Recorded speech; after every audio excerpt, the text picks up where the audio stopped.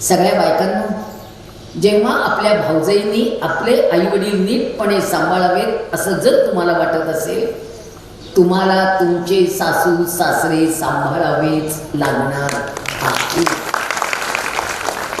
जबाबदाऱ्या टाळून चालणार नाही.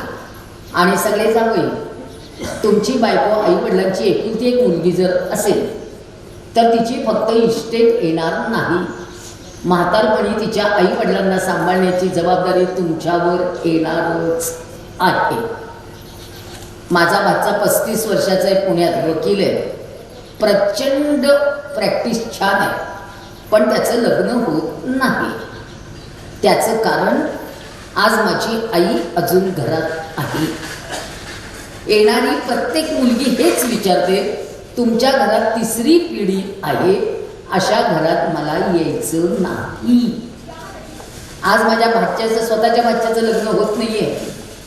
परवा एक स्थळ पसंत पडलं होतं, अगदी छान, अगदी देण्या घेण्यापर्यंत गोष्टी आल्या, पण अचानकपणे मुलीच्या आईने विचारलं, लग्न झाल्यानंतर तुमच्या आजी तुमच्या जवळच राहणार का?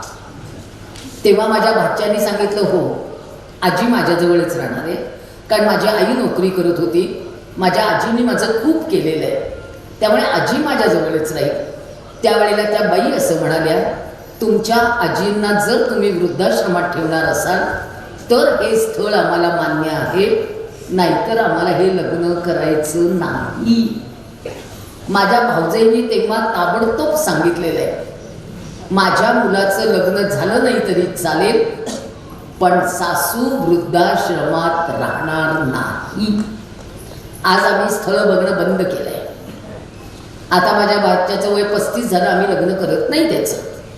आई जिवंत आहे तोपर्यंत लग्न नाही, कारण असले प्रश्न कुणी विचारायचे नाहीत परत. आई माझी रोज रडते. आता इतके दिवस म्हणत होती नातवाचं लग्न बघते आणि मग मरते, आता रोज देवाला म्हणते, देवा आधी माझं मरण मला दे, माझ्या नातवाचं लग्न तरी होईल. हे म्हाताऱ्या माणसांचं जगणं आहे. तुम्ही तर शिकलेले आहात ना, तुम्हाला कळत नाही. इतक्या अपेक्षा असतात. शेती करणाऱ्याला मुलगी देत नाही, खेड्यात राहणाऱ्याला मुलगी देत नाही, पौरोहित्य करणाऱ्याला मुलगी देत नाही, व्यवसाय करणाऱ्याला मुलगी देत नाही, आई वडील असणाऱ्याला मुलगी देत नाही, भाऊ बहीण असणाऱ्याला मुलगी देत नाही, मुलगीच देत नाहीत. 40-40, 45-45 वर्षाची पोरं बिन लग्नाची येतात आणि यांच्या सगळ्यांच्या अटी वाढतच चालत्या. काय करायचं म्हाताऱ्या माणसांनी? प्रत्येक ठिकाणी अटीच अडक्या. नाही मुलींच्या आयांना असं नाही चालणार. काही ठिकाणी सासू खूप त्रास देते, पण काही ठिकाणी आत्ता जे घटस्फोट होत आहे त्याला मुलीची आई सुद्धा तेवढीच कारणीभूत आहे.